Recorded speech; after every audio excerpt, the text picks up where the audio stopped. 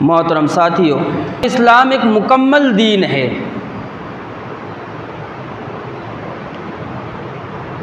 अल्लाह रब्बुल आलमीन ने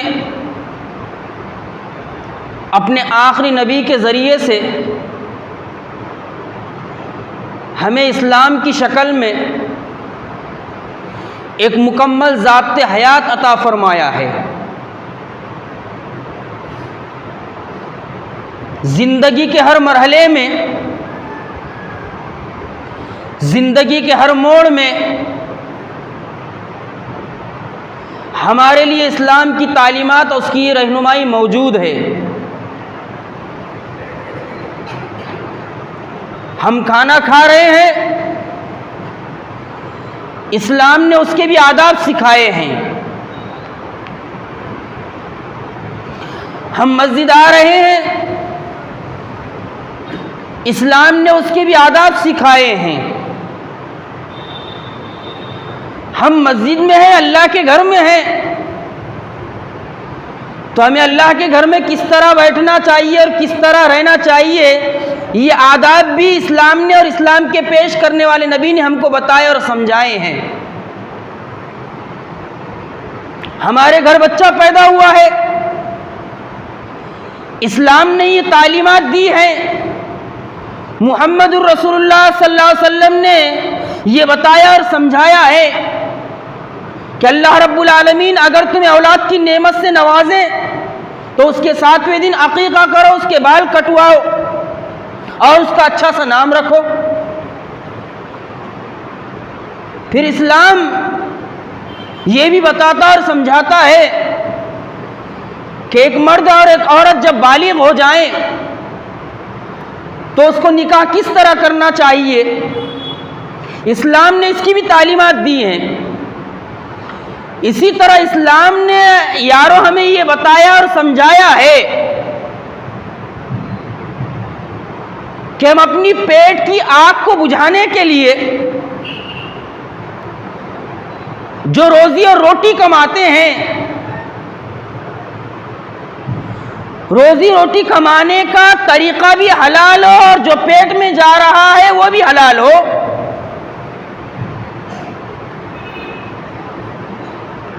अल्लाह रब्बुल आलमीन ने हराम को भी वाज़े कर दिया है और हलाल को भी वाज़े कर दिया है।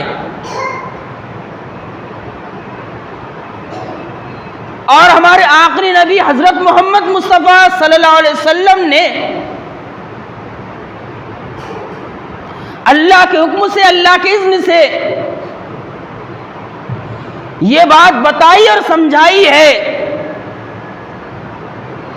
कि कमाई के हलाल रास्ते इख्तियार करना कितना अहम है और जिन चीजों को अल्लाह रब्बुल आलमीन ने हराम करार दिया है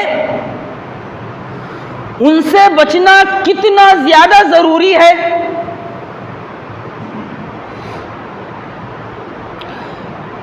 फिर इस बात को भी याद रखिए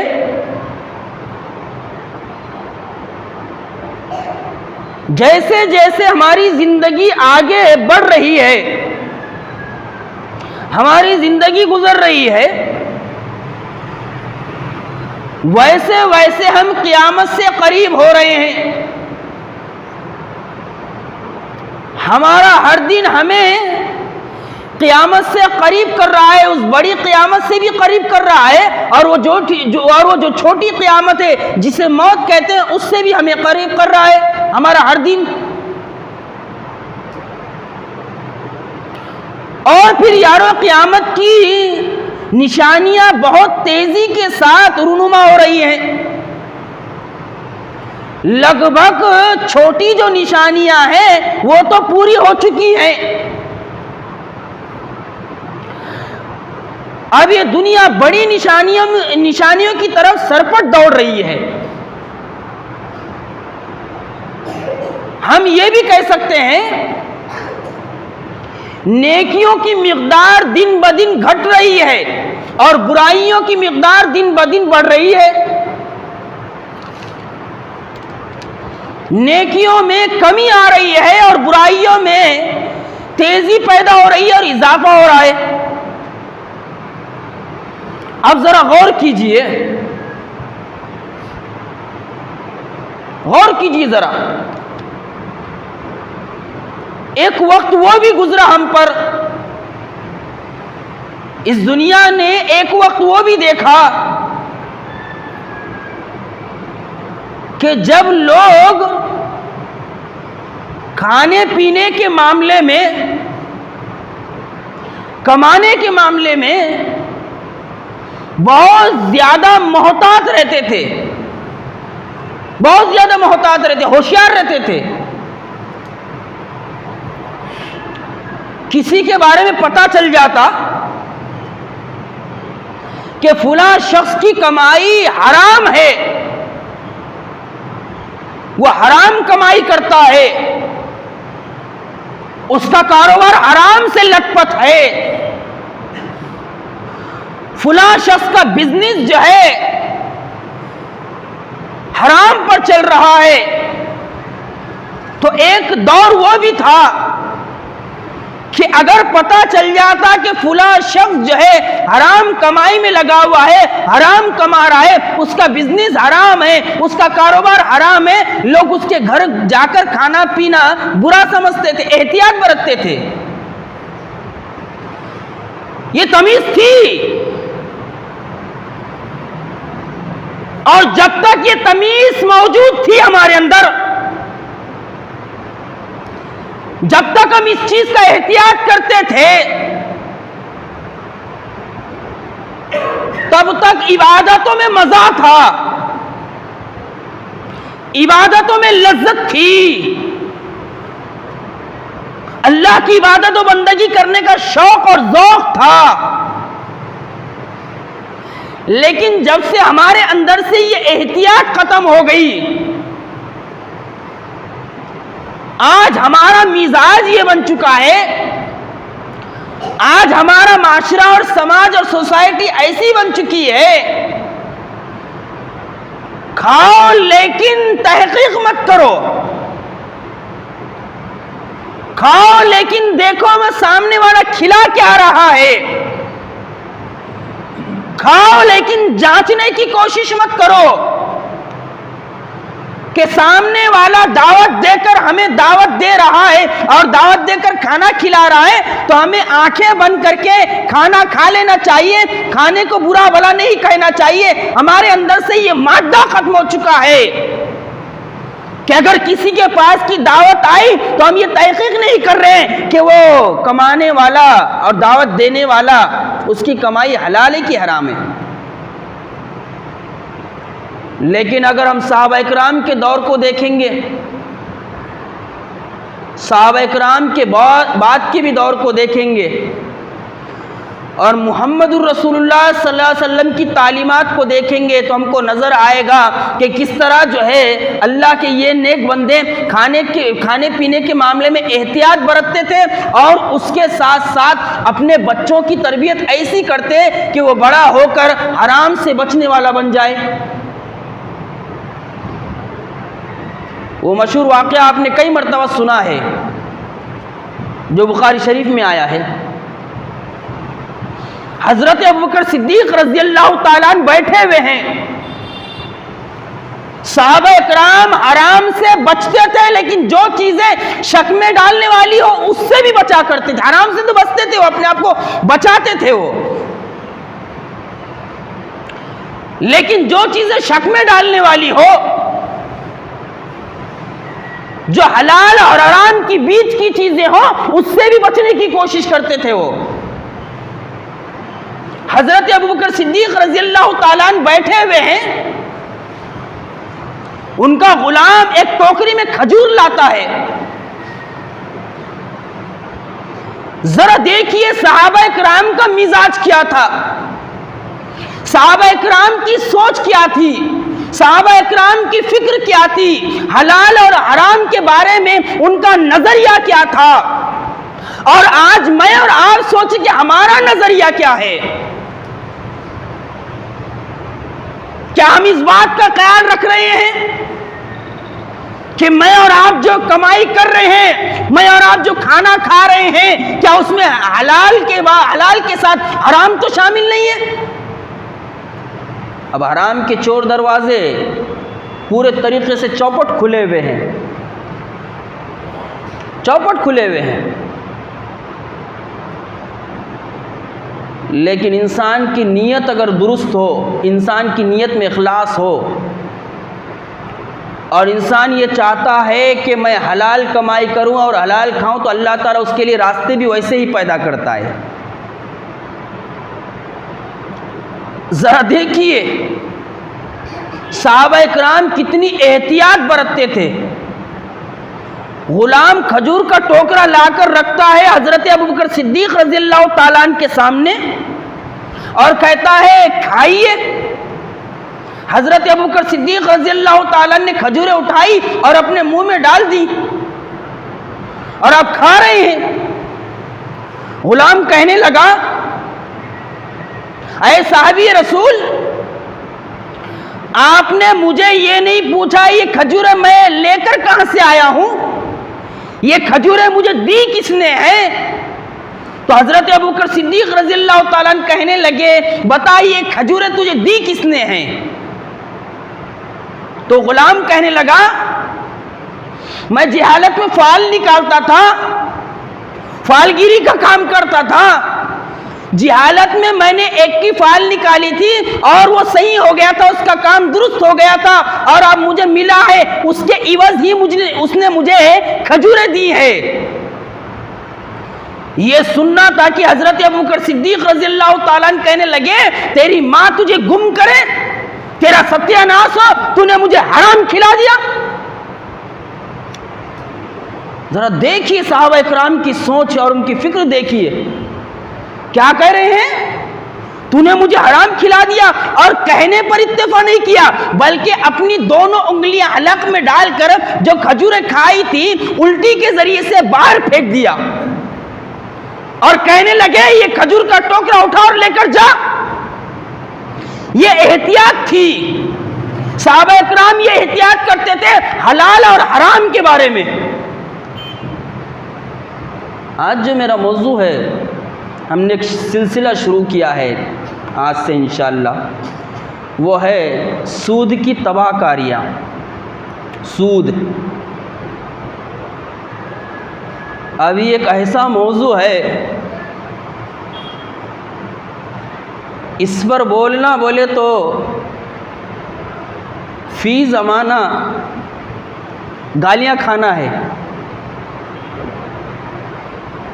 इस पर बोलने वाले को मुसलमानों की अहले ईमान की अक्सरियत कहती हैं ये पागल है,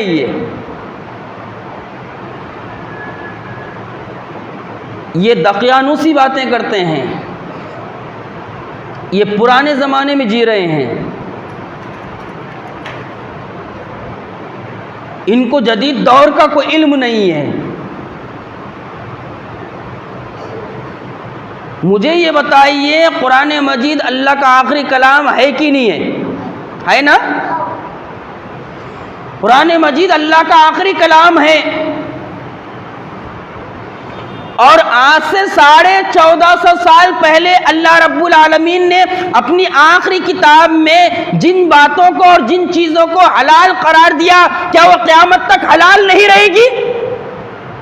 और जिन बातों और जिन कामों को अल्लाह रब्बुल आलमीन ने आज से 1450 साल पहले हराम करार दिया, वो क़यामत तक हराम रहेगी। कोई माने ना माने, कोई अमल करे ना अमल करे, कोई झुटलाए कोई कबूल करे, लेकिन कुरान मजीद की जो तालीमात आज से 1450 साल पहले थी, आज भी है और इंशाअल्लाह क़यामत तक रहेगी। अल्लाह ने अपनी आखिरी किताब में जिन चीजों को हलाल करार दे दिया है वो क़यामत तक हलाल रहेगी और जिन चीजों को हराम करार दे दिया है वो क़यामत तक हराम रहेगी। इस बात को याद रखिए। और अगर हम ईमान वाले हैं तो हमें हलाल के साथ साथ हराम के रास्तों को जानना भी ज़रूरी है, ताकि हमें पता तो चले कि अल्लाह रब्बुल आलमीन ने सूद को क्यों हराम करार दिया है, इंटरेस्ट क्यों हराम है। कैसी कैसी शक्लें जो है आज दुनिया में सूद की मौजूद हैं, और अहले ईमान धड़ल्ले से सूद खा रहे हैं, सूदी कारोबार कर रहे हैं, और नारा एक ही लगाया जाता है कि सब कर रहे, सब कर रहे इसलिए हम भी कर रहे। ये नारा शैतान है, ये नारा मोमिन नहीं है, ये शैतान का नारा है, ये मोमिन का नारा नहीं है। देखिए अल्लाह के रसूल सल्लल्लाहु अलैहि वसल्लम की तरफ आइए। आप मस्जिद नबवी में बैठे हुए हैं और आपके नवासे हैं हजरत हसन रज़ियल्लाहु ताला अन्हु, 5 साल की उम्र के हैं, और आपके सामने खेल रहे हैं। सदकात की खजूरें रखी हुई हैं, सदकात की खजूरें रखी हुई है। मुहम्मदुर रसूलुल्लाह सल्लल्लाहु अलैहि वसल्लम ने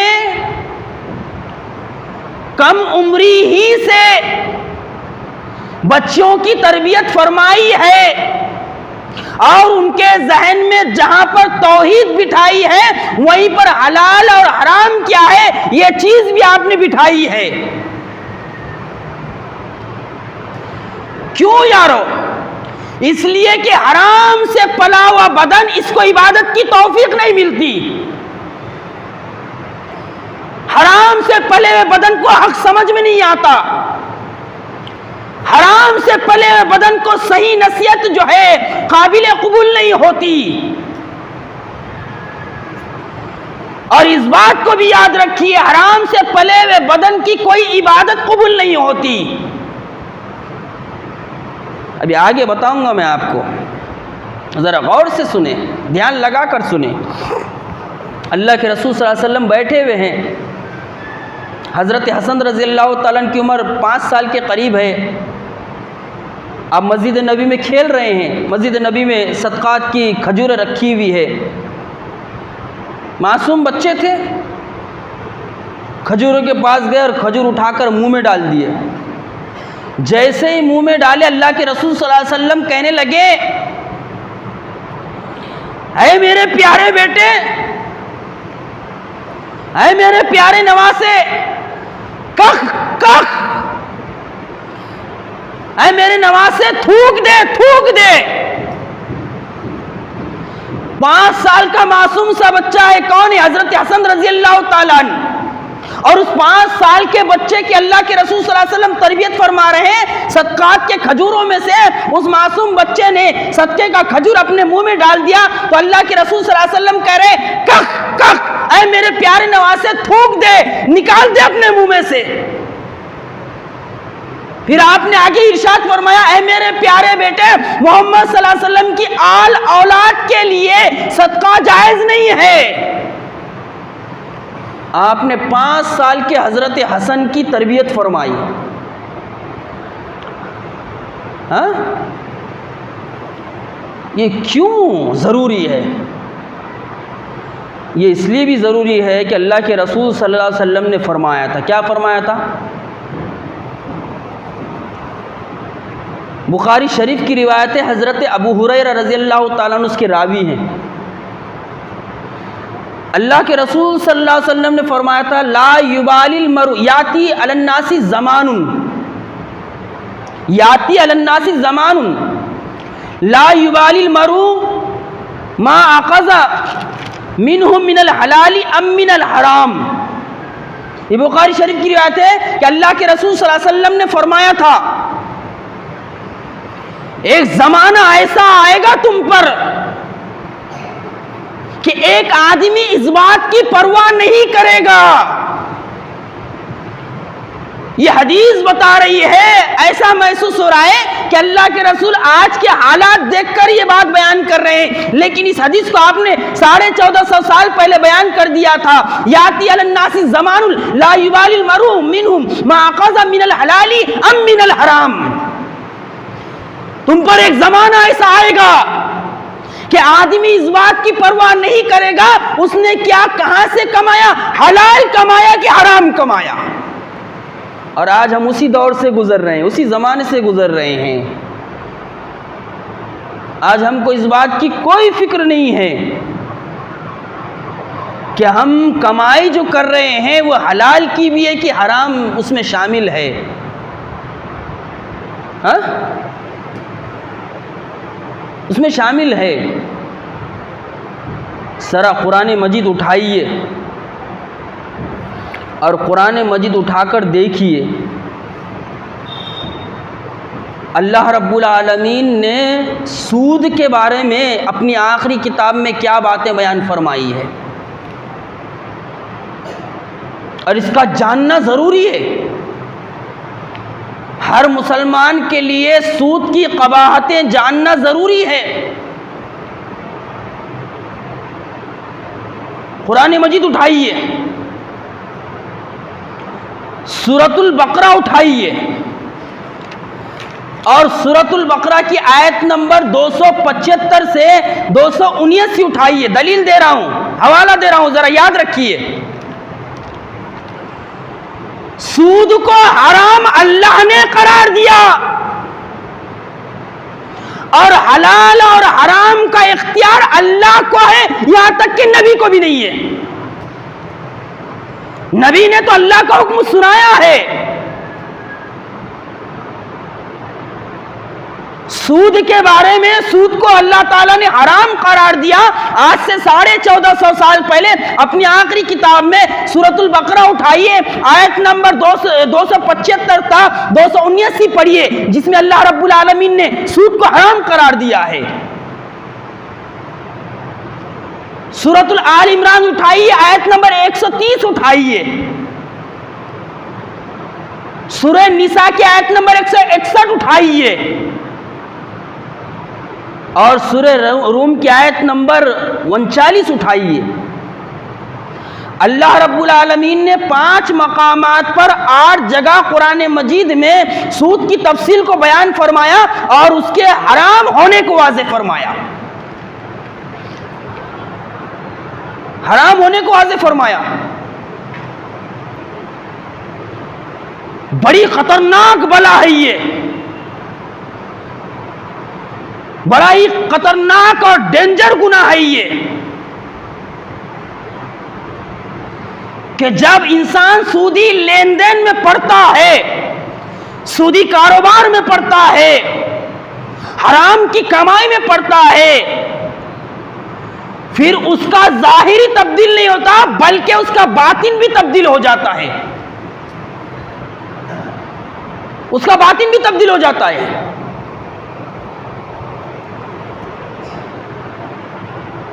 कुरान मजीद उठाइए,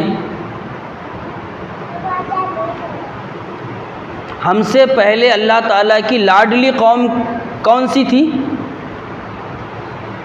यहूद। यहूद अल्लाह रब्बुल आलमीन की बड़ी लाडली कौम थी। इतनी लाडली थी अल्लाह ताला की ये कौम कि अल्लाह रब्बुल आलमीन ने अपनी नेमतों को याद दिलाया। या बनी इस्राईल अस्कुरु निमती अल्लती अनअमतु अलैकुम वन्नी फज़्ज़लतुकुम अलल आलमीन। ऐ बनी इस्राईल, अल्लाह की उन नेमतों को याद करो जो तुम पर अल्लाह ताला ने की है। ये अल्लाह रब्बुल आलमीन की इतनी लाडली कौम थी, इतनी प्यारी कौम थी,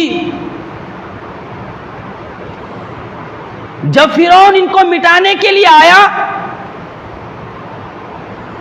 जब फिरौन इनको खत्म करने के लिए आया, कौम कहने लगी है मूसा, ये फिरौन तो हमारे कत्ल के दर पे है, हमको मिटा देना चाहता है। तो अल्लाह रब्बुल आलमीन ने अपनी इस लाडली कौम की मदद फरमाई। हजरत मूसा कलीमुल्लाह को हुक्म दिया, है मूसा अपनी कौम को लेकर निकल जाओ रातों रात। हजरत मूसा अलैहिस्सलाम अपनी कौम को लेकर निकल गए।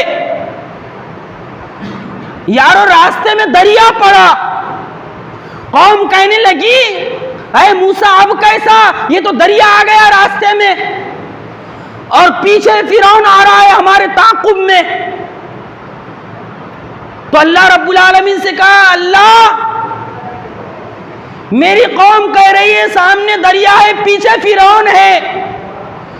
अल्लाह रब्बुल आलमीन ने कहा, अरे मूसा डर मत, ये मेरी लाडली कौम है,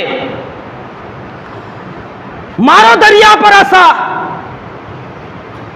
अल्लाह रब्बुल आलमीन ने हजरत मूसा को हुक्म दिया, असा मार दरिया पर।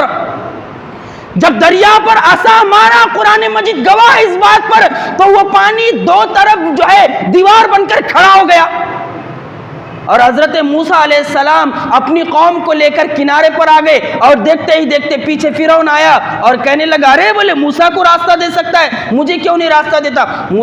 फिरौन ने भी अपने लश्कर को अंदर डाल दिया दरिया में। कौम कहने लगी, अरे मूसा अब तो फिरौन भी आ रहा है, अब कैसा। तो अल्लाह ताला ने हुक्म दिया है, मूसा मार असा। हजरत मूसा ने असा मारा, दो तरफ पानी मिल गया और फिरौन और इसके लश्करियों को डुबा दिया। कितनी लाडली कौम थी यहूदी। कहा, मूसा हम 12 कबीले हैं, इनके नखरे देखो जरा, और अल्लाह रब्बुल आलमीन इनके ऊपर अपनी नेमतों को लुटाए जा रहा है। कहने लगे, अरे मूसा हम 12 कबीले हैं और एक चश्मे से पानी नहीं पीते, एक चश्मे से पानी नहीं पीते हम। तो हजरत मूसा ने कहा, अल्लाह मेरी कौम है। तो अल्लाह ताला ने कहा, ठीक है, उस पत्थर पर असा मारो, वो इस्तस्का मूसा, उस पत्थर पर असा मारो। जब हजरत मूसा ने पत्थर पर असा मारा तो पत्थर में से 12 चश्मे फूट निकले। अल्लाह ताला ने कहा, ठीक है, 12 कबीले ना, एक एक कबीला एक एक चश्मे से पानी पीना। कितनी लाडली कौम है। भूख लगी तो कहने लगी है, मूसा हमको भूख लगी है। अब जरा अंदाजा लगाइए अल्लाह रब्बुल आलमीन ने कितनी इनसे मोहब्बत की है और ये अल्लाह ताला की कितनी लाडली कौम थी। जब हजरत मूसा से कहने लगे, अरे मूसा हमको भूख लगी है, अल्लाह ताला ने आसमान से ग़िज़ा भेजा, मन व सलवा भेजा, मन व सलवा उतारा आसमान से। अल्लाह नक़्र बर्दाश्त करते जा रहा है, अपनी नेमतों से नवाजते जा रहा है। लेकिन जब ये कौम बुराइयों में लथपथ हुई, गुनाहों में डूबी, जराइम में मुलव्विस हुई, तो अल्लाह रब्बुल आलमीन ने फिर इनको अज़ाबात भी वैसे ही दिए। यहूदी जब अल्लाह की नाफरमानी पर गामजन हुए, नबियों को झुटलाया, नबियों का कत्ल किया, अल्लाह के पैगंबरों को जो है कत्ल तक किया इन यहूदियों ने। इनके बड़े बड़े जराइम अल्लाह ताला ने बयान फरमाए और उन जुर्मों की वजह से अल्लाह के जो अज़ाबात है उसको भी अल्लाह ताला ने अपनी आखिरी किताब में नकल फरमाए। इनके जुर्मों में से एक बहुत बड़ा जुर्म क्या था, ये सूद खाते थे, सूद। ये सूदी लेन देन में पड़ गए थे, ये सूदी महाजन बन गए थे। जब ये सूद में पड़े तो इनके दिल सख्त हो गए, और जब इनके दिल सख्त हो गए तो इनके दिलों पर न अल्लाह की किताब की आयतों का असर होता था, न नबियों की तालीमात का असर होता था। इतने दिल सख्त हो गए। अल्लाह रब्बुल आलमीन ने कहा, फलम्मा ज़ागू अज़ाग़ अल्लाह, जब ये टेढ़े हुए अल्लाह के मामले में, अल्लाह की हुदूद को इन्होंने तोड़ा और ये सूदी लेन देन में पड़ गए, तो अल्लाह ताला ने इनके दिलों ही को टेढ़ा कर दिया। ये कोई मामूली चीज़ है? ये आंखें बंद करके हम धड़ल्ले से चलने दे रहे हैं। इसीलिए तो अक्सरियत मुसलमानों की ऐसी है कि हमको तौफीक नहीं मिल रही, तौफीक नहीं मिल रही। हाँ, आइए ज़रा कुरान मजीद क्या कहता है इस पर गौर कीजिए। शिर्क के बाद सबसे ज़्यादा सख्त लहजा अल्लाह रब्बुल आलमीन ने किसी गुनाह पर अपनाया है वह है सूद। सूद के बारे में अपनाया है। हाँ, अल्लाह रब्बुल आलमीन ने बड़ा सख्त लहजा अपनाया है सूद के बारे में। कुरान मजीद क्या कहता है? अल्लाह रब्बुल आलमीन ने इरशाद फरमाया, ऐ ईमान वालो, ऐ ईमान वालो। खिताब किससे हो रहा है? ईमान वालों से हो रहा है। और मैं और आप दावा करते हैं कि हम ईमान वाले हैं। अब अल्लाह रब्बुल आलमीन कह रहा है, ऐ ईमान वालो, सूद का लेन देन तुम बंद कर दो अगर तुम ईमान वाले हो तो। अल्लाह रब्बुल आलमीन अपनी आखिरी किताब में कह रहा है, ऐ अहले ईमान, सूदी लेन देन में अगर तुम पड़े हुए हैं तो सूदी लेन देन बंद कर दो। अगर तुम ईमान का दावा करते हो, अल्लाह को मानने का दावा करते हो, नबी को मानने का दावा करते हो, मुसलमान होने का दावा करते हो, आखिरत को मानते हो, तो तुम्हारे लिए जरूरी है कि तुम सूदी लेन देन बंद कर दो। और यह बात अल्लाह ताला किस माहौल में कर रहा है, किस वक्त कर रहा है मालूम? पूरा हिजाज सूदी लेन देन में पड़ा हुआ था। यहां तक कि आपके सगे चचा हजरत अब्बास रजी अल्लाह ताला अन्हु सूदी लेन देन किया करते थे जिहालत में। बहुत बड़े महाजन थे ये भी। अल्लाह रब्बुल आलमीन ऐसे हालात में कह रहा है, अब तुम ईमान लाए हो, हमने अपना नबी भेजा है, हम उस पर अपनी किताब नाजिल करें, उसी किताब में हम हलाल और हराम को वाज़े करें। अब हमने सूद को हराम कर दिया है। ऐ अहले ईमान, जो सूदी लेन देन तुम करते हो, उस सूदी लेन देन का कारोबार बंद कर दो। तो अल्लाह के रसूल सल्लल्लाहु अलैहि वसल्लम ने अरफात के मैदान में बहुत सारी नसीहतें फरमाई थी। उसमें से एक नसीहत ये भी फरमाई थी कि मेरे चचा का जिन पर सूद बाकी है मैं उनको माफ करता हूं, और जो असल रकम है वो मेरे चचा को दे दी जाए, वो दे दी जाए। अरे इतना ही नहीं, इतना ही नहीं, जरा गौर कीजिए,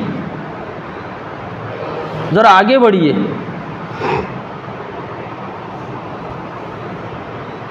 सर आगे बढ़िए। अल्लाह रब्बुल आलमीन ने अपनी आखिरी किताब में जो लोग सूद खाते हैं उनसे क्या कहा? सूरह आल इमरान उठाइए।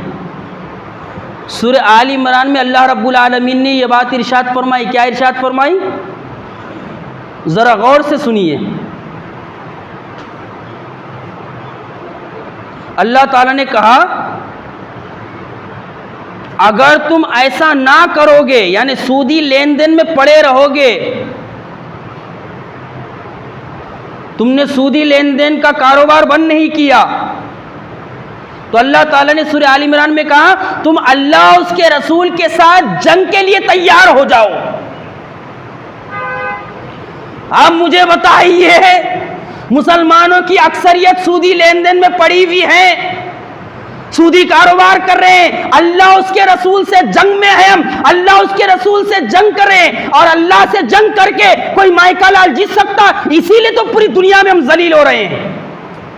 ये सूरह आल इमरान की आयत है। जो लोग सूद खाते हैं वो क्या कर रहे हैं? वो अल्लाह उसके रसूल से जंग करने के लिए तैयार हो जाए, और जो अल्लाह से जंग करेगा वो कभी जीतेगा? जी नहीं, कभी नहीं जीतेगा, कभी नहीं जीतेगा। और फिर अल्लाह रब्बुल आलमीन ने उसका अंजाम भी क्या बयान फरमाया? जो लोग सूद खाते हैं, क़यामत के दिन सूद खाने वाला जब अपनी कब्र से उठेगा तो उसकी हालत क्या होगी? उसकी हालत ये होगी कि जब वो अपनी कब्र से उठेगा तो पागलपन की हालत में उठेगा, जैसे शैतान ने उसको छू कर बौला कर दिया हो, बौला कर दिया हो। क़यामत के दिन जब उठेंगे ये सूदखोर, तो अल्लाह रब्बुल आलमीन इन सूदखोरों को पागलपन की हालत में उठाएगा। अच्छा, शैतान ने वो बड़ा बेहतरीन धोखा दिया है। अरे देखो बोले, कारोबार में भी हम पैसा इन्वेस्ट करते हैं, लगाते हैं, तो उस पर पैसा लगकर आता है। सूद में भी हम किसी को दे रहे तो उस पर पैसा ले रहे। तो फर्क क्या है? फर्क क्या है? सूद के हराम होने के लिए इतनी ही दलील काफ़ी है कि हमारे रब ने अपनी आखिरी किताब में उसको हराम करार दिया है। बात ख़त्म हो गई। ये सबसे अहम बात याद रखिए। हमारी अकल में कोई बात बैठो मत बैठो, हमको कोई बात समझ में आओ कि मत समझने में आओ, ईमान का तकाजा ये है कि अल्लाह रब्बुल आलमीन ने कहा, ऐ मेरे बंदो, मैंने सूद हराम करार दिया है। हमें चाहिए कि हम उससे अपने आप को बचाने की कोशिश करें। बस अगर हम अल्लाह को मानते हैं तो, एक वाहिदुल क़हार पर अगर हमारा ईमान है, तो उस अल्लाह ही ने अपनी आखिरी किताब में इस जो है जुल्म को हराम करार दिया है, हराम करार दिया है। इसका क्या नतीजा निकलता है? चलिए एक वाक़या सुनते हैं।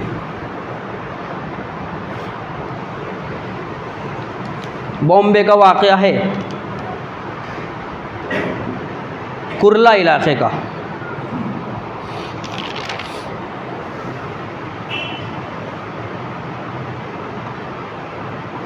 एक लड़की और लड़के का निकाह हुआ, शादी हुई।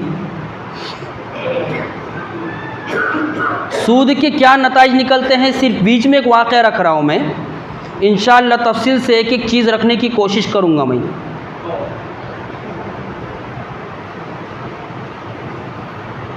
शादी हुई,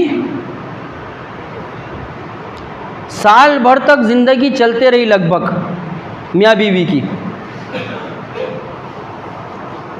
बीवी कहने लगी,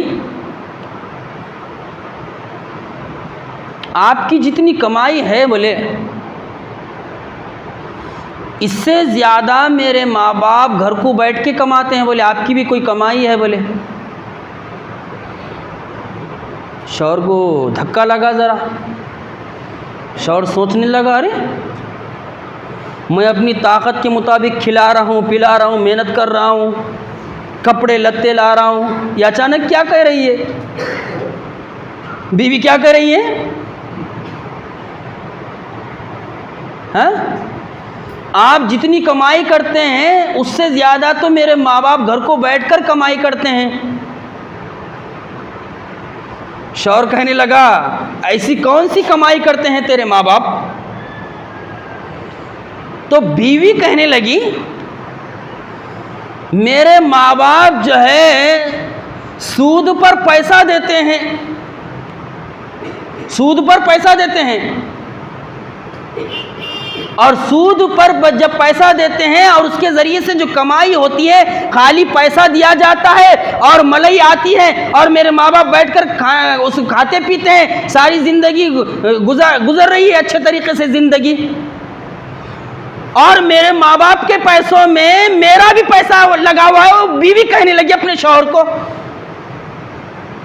बीवी कहने लगी, मेरे माँ बाप जो सूदी कारोबार करते हैं, सूदी लेन देन करते हैं, उसी पैसे में मेरा भी पैसा लगा हुआ है।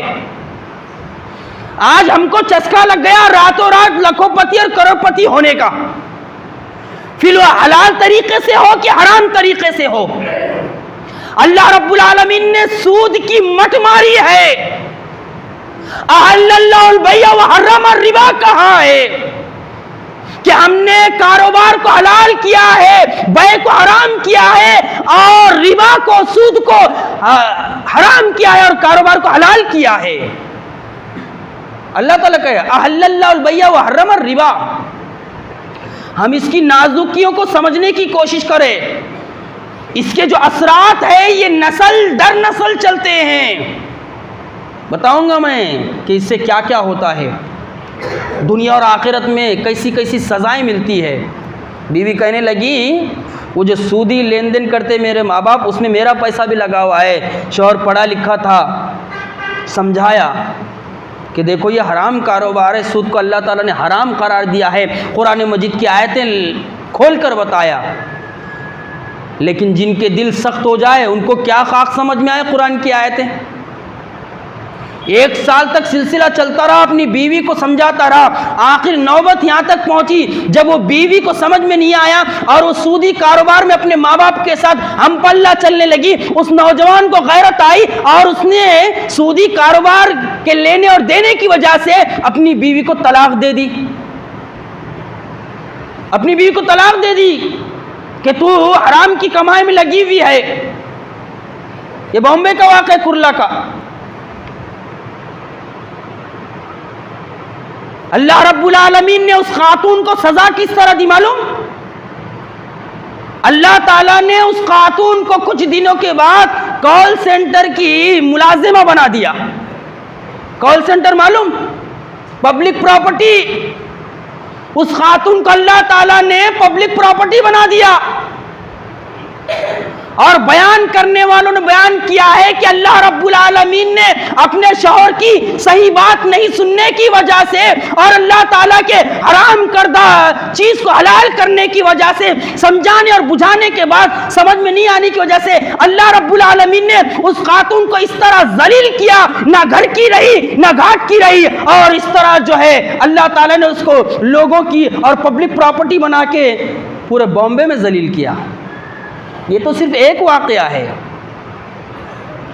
आज मुसलमानों की अक्सरियत सूदी लेन देन में इतने शौक़ और ज़ौक़ के साथ हिस्सा ले रही है। अल्लाह खैर करे, अल्लाह खैर करे। आइए ज़रा देखते हैं कि अल्लाह के रसूल सल्लल्लाहु अलैहि वसल्लम ने सूद की क्या क्या क़बाहतें बयान फरमाई है, जिससे हमको अंदाज़ा हो सकता है ये कितना ख़तरनाक और कितना घिनौना और किस तरह इंसान को मलियामेट कर देने वाला गुनाह भी है, और माशरे और समाज के लिए ये सूद दीमक है, दीमक है ये।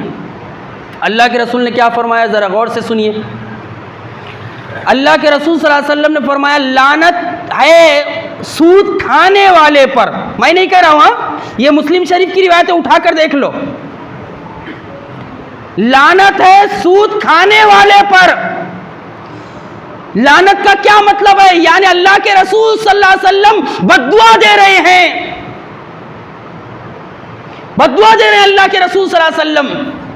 अल्लाह के रसूल फरमा रहे लानत है सूद खाने वाले पर, खिलाने वाले पर, लिखने वाले पर और उसके गवाहों पर अल्लाह के रसूल सल्लल्लाहु अलैहि वसल्लम ने लानत फरमाई है। ये मुस्लिम शरीफ की रिवायत है, ये फरमान नबी है ये। अब आइए दूसरी रिवायत सुनते हैं। अल्लाह के रसूल सल्लल्लाहु अलैहि वसल्लम ने इस रिवायत में क्या बात इरशाद फरमाई, ज़रा गौर से सुनिएगा, ज़रा ध्यान लगा के सुनिए। अल्लाह के रसूल सल्लल्लाहु अलैहि वसल्लम ने फरमाया सूद के 73 दर्जे हैं। कितने हैं?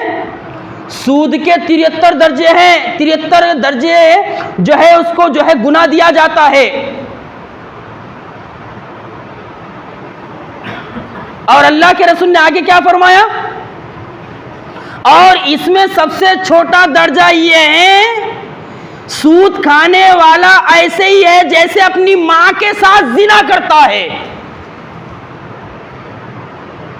जो शख्स सूद खाता है अल्लाह के रसूल सल्लल्लाहु अलैहि वसल्लम फरमा रहे हैं वो ऐसे ही है जैसे कोई अपनी सगी मां के साथ मुंह काला करता है। मैं नहीं कह रहा हूं, ये फरमान रसूल है। अल-मुंज़िरी का हवाला है, अल्लामा अलबानी रहमतुल्लाह अलैह ने इसको सही करार दिया है। ये मेरा फरमान नहीं है, ये नबी का फरमान है कि सूद के 73 दर्जे, उसमें सबसे हल्का दर्जा ये है जैसे कोई अपने मां के साथ जिना कर रहा है। शैतान ने हमको धोखे में डाला हुआ है। कमाओ, ऐसा कमाओ, बंगले बनाने में ऐसे लगो, हलाल और हराम की कैद से आज़ाद होकर कमाओ। हाँ, आइए ज़रा एक और रिवायत सुनते हैं। सूद की क़बात में, सूद की बुराई में, सूद जो माशरे और समाज के लिए एक लानती काम है, नासूर है। क्या फरमाया अल्लाह के रसूल सल्लल्लाहु अलैहि वसल्लम ने?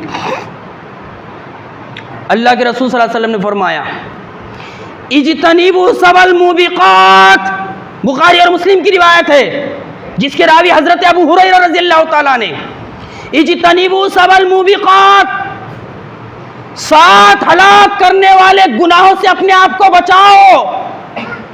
सहाबा इकराम के कान खड़े हो गए जब अल्लाह के रसूल सल्लल्लाहु अलैहि वसल्लम ने फरमाया इज्तनीबू सबल मुबिकात, अपने आप को 7 हलाक करने वाले गुनाहों से बचाओ। तो सहाबा इकराम ने कहा मा हुन्ना या रसूल अल्लाह, अल्लाह के रसूल सल्लल्लाहु अलैहि वसल्लम वो 7 गुनाह कौन से हैं जो हलाक करने वाले? अल्लाह के रसूल ने फरमाया पहला गुनाह अल इशराक बिल्लाह, पहला हलाक करने वाला गुनाह अल्लाह के साथ किसी को किसी तरीके से साझी ठहराना, अल्लाह का बेटा बनाना, अल्लाह के मुकाबले में किसी को लाकर खड़ा करना, अल्लाह के अलावा किसी और से दुआ मांगना, अल्लाह के अलावा किसी और से माथा टेकना, अल्लाह के अलावा किसी और की नजर मानना, यह सबसे बड़ा गुनाह है। अल इशराक बिल्लाह, अल्लाह के साथ किसी और को शरीक ठहराना, ये हलाक करने वाले गुनाहों में सबसे बड़ा गुनाह है।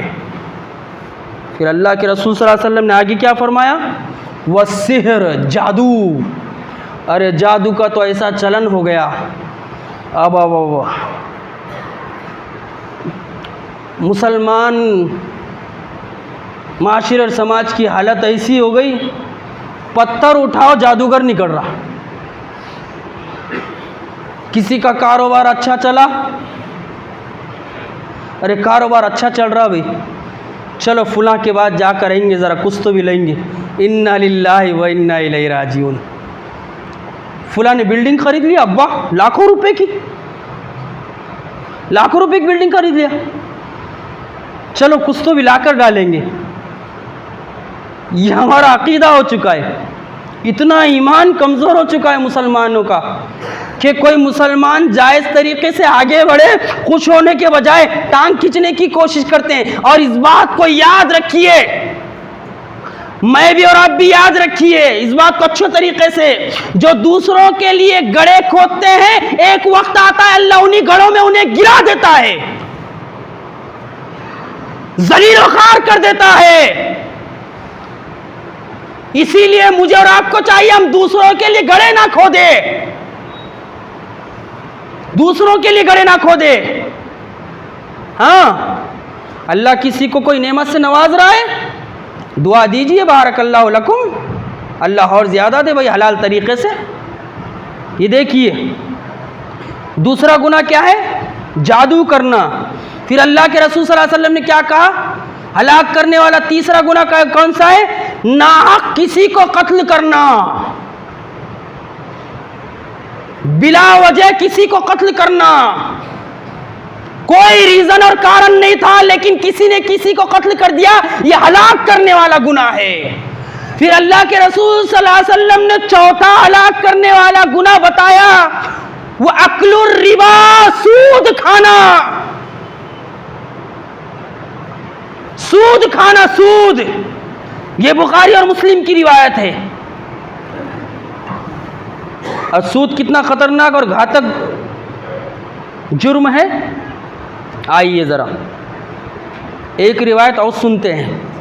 ये पहले माहौल बना रहा हूँ मैं पहले जुमा में, इंशाअल्लाह आगे की चीज़ रखने की कोशिश करेंगे हम, ताकि हम सब मिलकर इन चीज़ों को जाने और हम सब मिलकर इससे बचने की कोशिश करें। अब हमारा माशरा और समाज ऐसा है, कहीं ना कोई फंसा हुआ है, कोई बचना भी चाहता है तो कहीं ना कहीं फंस जाता है। इसलिए हमें चाहिए हम इन चीज़ों का इल्म हासिल करें और अपने आप को इन चीज़ों से बचाने की कोशिश करें। आइए रिवायत सुनते हैं। वो रिवायत क्या है? जो शख्स सूद खाता है, सूदी लेन देन करता है, ना उसकी नमाज कबूल होती है, ना रोज़ा कबूल होता है, ना कोई इबादत कबूल होती है, ना दुआ कबूल होती है। मैं नहीं कह रहा हूँ, मैं कौन होता हूँ कहने वाला भाई? है ये मोहम्मद रसूलुल्लाह सल्लल्लाहु अलैहि वसल्लम फरमा रहे हैं। क्या फरमा रहे हैं? एक शख्स दूर से सफर तय करके आता है और काबतुल्लाह पहुंचता है, अल्लाह के घर पहुंचता है। सफर करने की वजह से उसके बाल धूल में अटे हुए हैं, सफर करने की वजह से उसके बाल धूल में अटे हुए हैं, कपड़े मैले कुचेले हो चुके हैं, और वो काबतुल्लाह पहुंचकर अल्लाह के घर का पर्दा पकड़कर कहता है अल्लाह अल्लाह।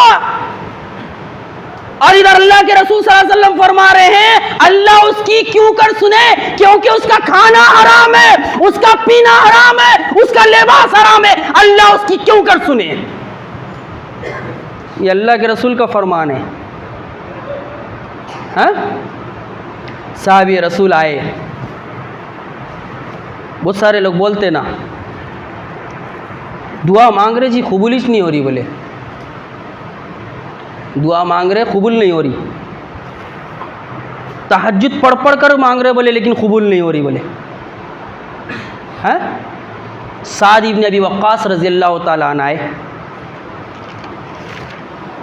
और कहने लगे अल्लाह के रसूल सल्लल्लाहु अलैहि वसल्लम,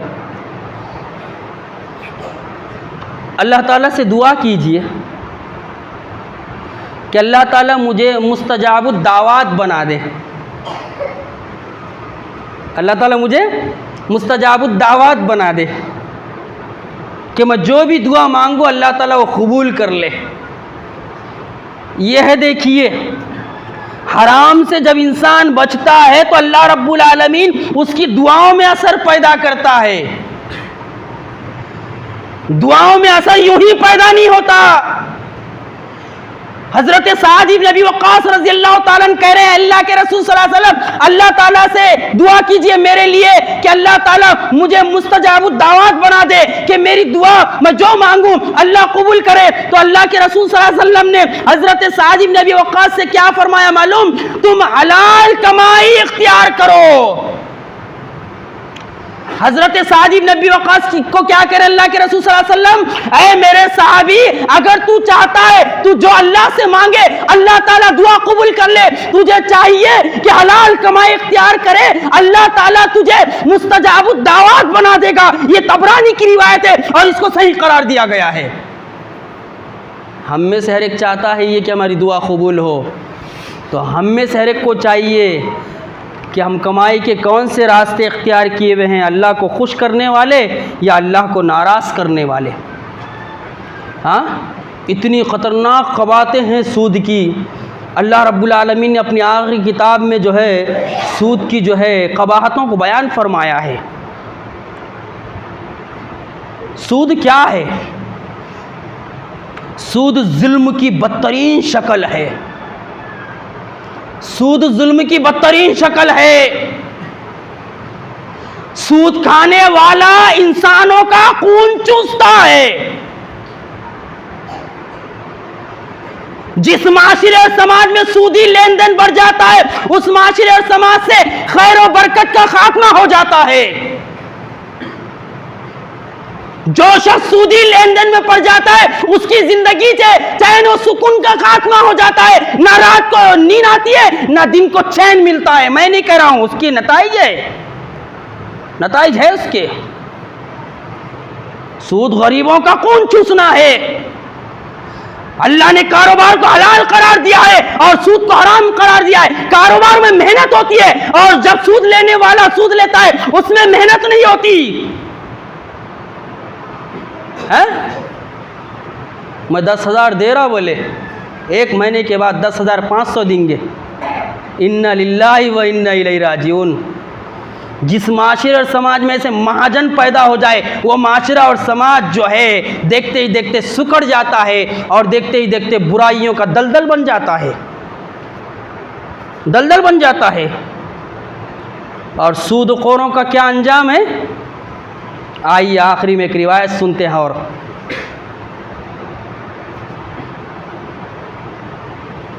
मेराज की रात अल्लाह के रसूल सल्लल्लाहु अलैहि वसल्लम ने देखा, ज़रा गौर से सुने। मेराज की रात अल्लाह के रसूल सल्लल्लाहु अलैहि वसल्लम ने देखा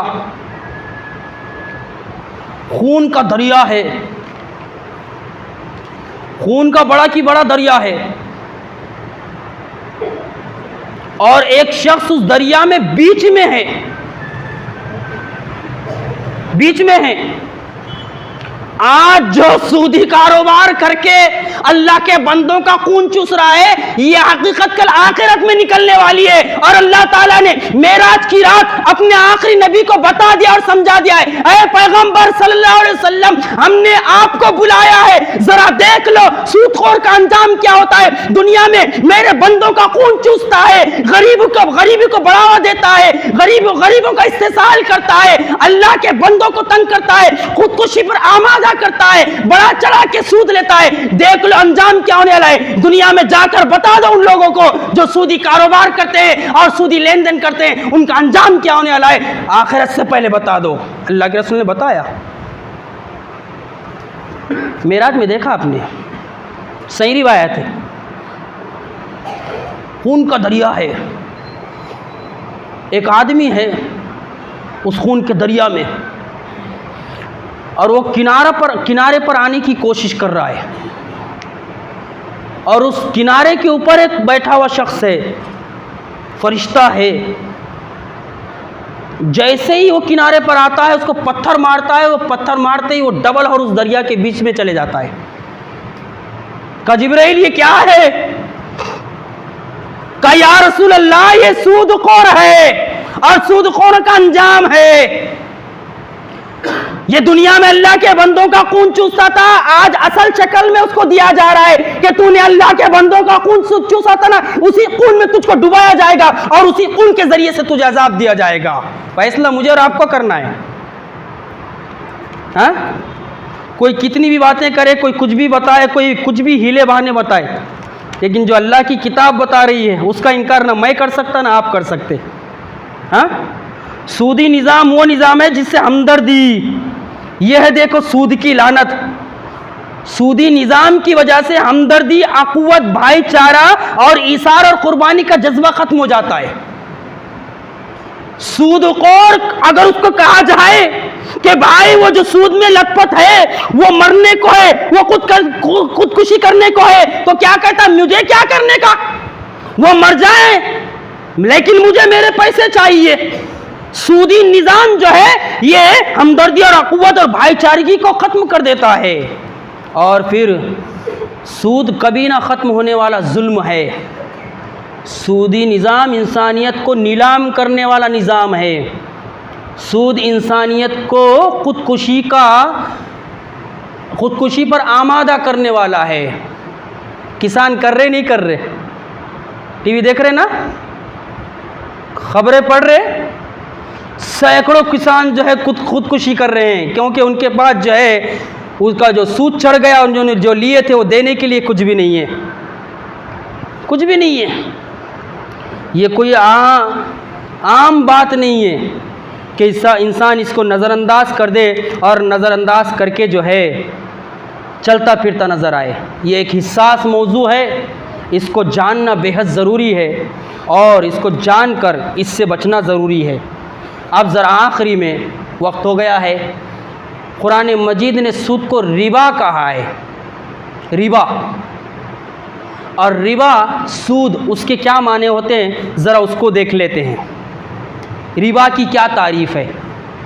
या अय्युहल्लज़ीना आमनू ला ताकुलुर रिबा, ईमान वालो सूद ना खाओ, सूद ना खाओ। तो रिबा किसे कहते हैं ज़रा गौर से सुने। सूरह रूम की आयत नंबर 39 में अल्लाह ताला ने इरशाद फरमाया, और ये जो तुम सूद देते हो ताकि वो लोगों के माल में शामिल होकर बढ़ जाए, वो अल्लाह के नज़दीक बढ़ता नहीं। अल्लाह ताला कह रहा है सूरह रूम में, ये जो तुम सूद देते हो ना कि लोगों के माल में शामिल हो जाए और वो बढ़ जाए और तुम्हें असल भी मिल जाए और असल के साथ साथ मलाई भी मिल जाए, हाथ मैला ना पाँव मैला भाई। अब सूद की बहुत सारी मुरव्वजा शक्लें हैं, इंशाअल्लाह आगे बताऊंगा। डेबिट कार्ड का मसला है, क्रेडिट कार्ड का मसला है और दीगर भी चीज़ें हैं, लेकिन अभी फ़िलहाल अपने जहन को इस तरफ लाने की कोशिश कीजिए कि सूद जो है ये बड़ा ख़तरनाक माशरे और समाज के लिए नासूर है ये। और अल्हम्दुलिल्लाह अल्लाह के बंदे बहुत सारे ऐसी कोशिशें कर रहे हैं बगैर सूदी बैंक खोलने की, ताकि अल्लाह के बंदों को फ़ायदा हो, लेकिन हमको वो नहीं चाहिए। हमारे मुँहों को खून लगा हुआ है ना, इस वजह से हम जाकर वहीं गिरते हैं जहाँ जाकर फिर हमारी खबर बन जाती है। ज़रा देखिए अल्लाह ताला क्या कह रहा है, और ये जो तुम सूद देते हो ताकि वो लोगों के माल में शामिल होकर बढ़ जाए, वो अल्लाह के नज़दीक बढ़ता नहीं। इस कुरान की आयत की रूह से रिबा, इस कुरान की आयत की रूह से रिबा, सूद का मतलब ये हुआ कि दूसरों की दौलत की बुनियाद पर अपनी दौलत में इजाफा करना। दूसरों की दौलत की बुनियाद पर अपनी दौलत में इजाफा करना, इसी का नाम सूद है। 10,000 दे देता, लेकर चले जा, 1 महीने के बाद आना 500 ज्यादा, ये 500 ही तो सूद है, 500 ही तो सूद है। बोले मैंने पैसा दिया था, हाँ तूने पैसा दिया था, लेकिन तेरा हाथ मैला ना पाँव मैला। और कारोबार में इंसान को मेहनत करना पड़ता है। अगर इंसान की दुकान है ना, अंदर जाना पड़ता है, धक्के खाना पड़ता है, सामान लाना पड़ता है, दुकान खोलना पड़ता है, वक्त से पहले आना पड़ता है, बैठना पड़ता है, गायकों का इंतजार करना पड़ता है, पैसा लगा के सामान लाना पड़ता है। उसके इवज उर्फे आम में जो मुआवजा लिया जाता है उसको कारोबार का कहा जाता है। लेकिन तू घर को बैठा हुआ है, किसी का फोन आया और किसी ने कहा मुझे 10,000 की जरूरत है, और तू कह रहा है ठीक है घर को आ जाओ, हाथ मैला न पाँव मैला, और आकर तू कह रहा है कि आकर मेरे पास से लेकर चले जाओ। वो गरीब आता है 10,000 लेकर जाता है, और तू कहता है 10,000 भी चाहिए, 1 महीने के बाद 10,000 के पास 500 भी चाहिए। इसी का नाम सूद है, इसी को रिबा कहा जाता है। समझने की कोशिश कीजिए, बड़ा ख़तरनाक मसला है। ना इबादत कबूल होती, ना नमाज कबूल होती, ना सदका कबूल होता, ना हज कबूल होता, ना ज़कात कबूल होती, कोई इबादत कबूल नहीं होती। मैं नहीं कह रहा हूँ, मुहम्मदुर रसूलुल्लाह कह रहे हैं। अगर माशरे और समाज में खैर व भलाई लाना है तो इस लानती फेल से हम सबको निकलना होगा और एक दूसरे को निकालना होगा। हाँ, सूद का मतलब ये हुआ कि दूसरों की दौलत की बुनियाद पर अपनी दौलत में इजाफा किया जाए। आखिरी बात ज़रा गौर से सुनिए, ये तो मैंने सूद के माने आपके सामने रख दिए हैं, और उसके बाद जो है सूद की किस्में हैं, और सूद की किस्में के साथ साथ अल्लाह रब्बुल आलमीन ने और अपने आखिरी नबी ने सूद के बारे में बहुत सारी नसीहतें फरमाई है। लेकिन वक्त भी हो चुका है। अल्लाह आपके बैठने को कबूल फरमाए, आपके आने को कबूल फरमाए। ये मसला हम सब का मसला है, हमारा माशरा और समाज, सोसाइटी, और हम ऐसे मुल्क में रहते हैं जहाँ पर हम कहीं ना कहीं, हम सब कहीं ना कहीं फंसे हुए हैं। और उलमा इकराम अल्लाह खैर करे, हिदायत दे, कहते हैं कि हम दारुल कुफ्र में हैं, दारुल हर्ब में, इसलिए सूद हलाल है। क़यामत तक सूद हलाल नहीं हो सकता, इस बात को याद रखिए। कोई भी फतवा दे, कोई भी फतवा दे, अगर हम दारुल कुफ्र में हैं, दारुल हर्ब में हैं, तो फिर गर्लफ्रेंड भी अपने लिए हलाल हो जा सकती ना, एक आधी। हैं, अभी किसी गैर मुस्लिम लड़की को घर को ला लिए, अरे क्यों लाया? दारुल कुफ्र में है भाई। अरे ऐसा देखा जाए तो फिर कोई हराम हलाल रहता, कोई हराम हराम ही नहीं रहता, सारी चीज़ें हलाल हो जाती। इसको समझना भी ज़रूरी है। इंशाअल्लाह आगे के जुमे में मैं कुछ और बातें रखने की कोशिश करूँगा। अल्लाह रब्बुल आलमीन से दुआ है कि अल्लाह रब्बुल आलमीन जिस इखलास के साथ मैंने यहाँ पर बातें रखी है, उसी इखलास के साथ मुझे और आपको समझने की तौफ़ीक़ अता फ़रमाए। हम सबको इस घातक गुनाह को जानकर इससे बचने की तौफ़ीक़ अता फ़रमाए। अल्लाह रब्बुल आलमीन जब तक ज़िंदा रखे ईमान पर, तौहीद पर, इस्लाम पर ज़िंदा रखे, और जब मौत दे तो ईमान पर, इस्लाम पर, तौहीद पर मौत दे। वमा अलैना इल्लल बलाग। वस्सलामु अलैकुम व रहमतुल्लाहि व बरकातुहू।